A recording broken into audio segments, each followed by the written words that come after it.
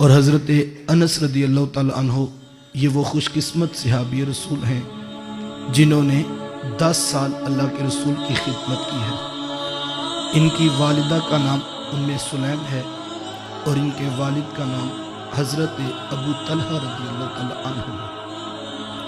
اور یہ اتنا خوش قسمت جوڑا ہے کہ حضور علیہ السلام نے خود فرمایا کہ ام سلیم جیسی بیوی کوئی نہیں اور ابو طلحہ جیسا شوہر کوئی نہیں ہے۔ یہ اتنا اچھا گھرانہ ہے۔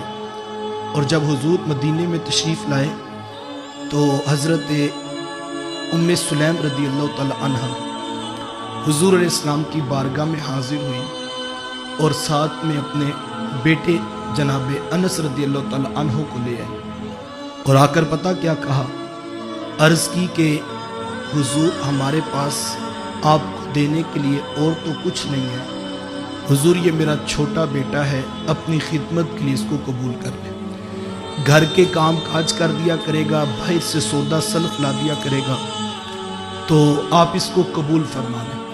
تو حضرت انس رضی اللہ تعالیٰ عنہ فرماتے میں نے 10 سال محبوب علیہ السلام کی خدمت کی ہے اور کبھی نہیں ایسا ہوا کہ میرے حضور نے مجھے کبھی ڈانٹا ہو یا برا بھلا کہا۔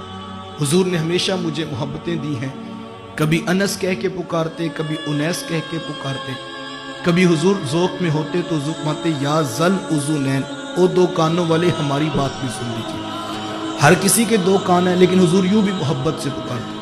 بلکہ میں نے ایک جگہ پڑھا حضرت انس اس بات پہ بھی ناز کیا کرتے تھے اور لوگوں کو بتایا کرتے کہ لوگوں کبھی کبھی میرے حضور مجھے اپنا بیٹا کہہ کر بھی پکارتے تھے۔